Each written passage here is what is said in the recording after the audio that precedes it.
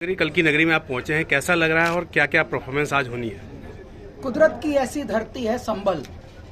देखिए जी, भारत तो दिव्य है कण कण खंड खंड, परंतु कुछ स्थल कुछ थली ऐसी हैं जो जानी तो जाती हैं कम, लेकिन कम में बहुत है दम।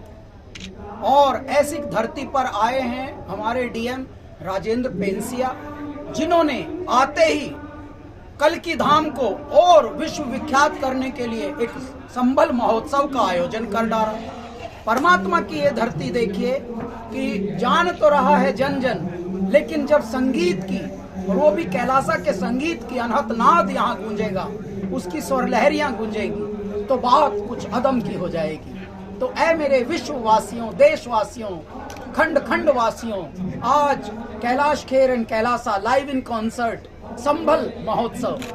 बात ही सुनने में ऐसा लगता है, क्योंकि हिमालय से लेकर और दिल्ली के तराई तक ये गंगा का मैदान है, और जो गंगा का मैदान है इसमें शूरवीर हुए हैं, आध्यात्म के पुजारी हुए हैं, मनीषी हुए हैं, ऋषि हुए हैं, बुद्धिजीवी हुए हैं। ये ऐसा खंड है, यहाँ से वीर पराक्रमी हुए हैं, और इसी धरती पर हम आज हैं। नाम है संभल। सर, एक प्रधानमंत्री का स्वच्छता का संदेश एक चल रहा है, एक स्वच्छता की बात हो रही है, उस पर एक क्या संदेश देना चाहते हैं? भारत के प्रधानमंत्री आदरणीय श्री नरेंद्र मोदी जी ने एक संकल्पना की थी कि हमारा भारत भी स्वच्छ हो, हमारा भारत भी स्वस्थ हो।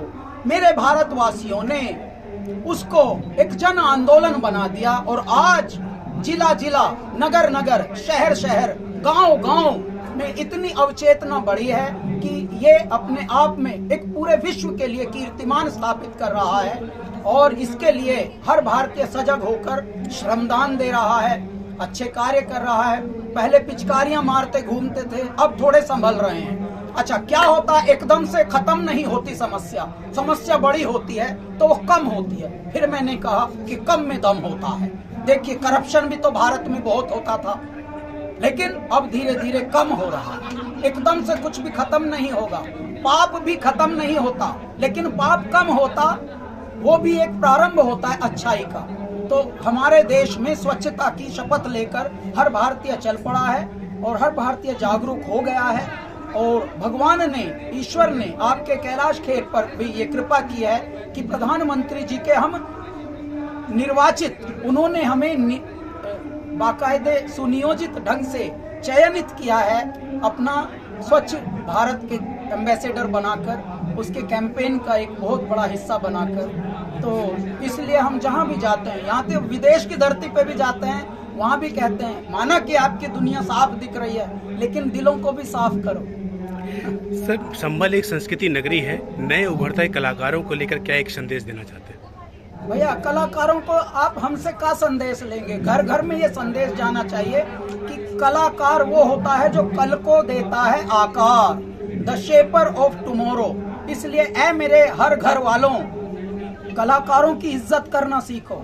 सिर्फ तभी ना करो जब वो नाम कमा ले। नाम कमाने तक तो कई गारत हो जाते हैं, मिट जाते हैं, इतने बेचारे मुश्किलों से, कठिनाइयों से गुजरते हैं। कलाकारों का भी सम्मान होना चाहिए। घर में यदि कोई कलाकार जन्म लेता है, क्योंकि कला सिखाई नहीं जाती, कलाकार एक जन्म लेता है। जब उसके लक्षण आपको दिख जाते हैं तो मैथ पढ़ने वाले, साइंस पढ़ने वाले, उनका तो आप बड़ा मान रखते हो, लेकिन कलाकार जो होता है, आर्ट में होता है, कोई डांस में होता है, कोई पेंटर में होता है, कोई खिलाड़ी में होता है, तो उसको हल्के में लेते हैं। बहुत आवारागर्दी करता है, पढ़ाई में एकदम जीरो है। बिल्कुल नहीं करिए, सुधर जाइए।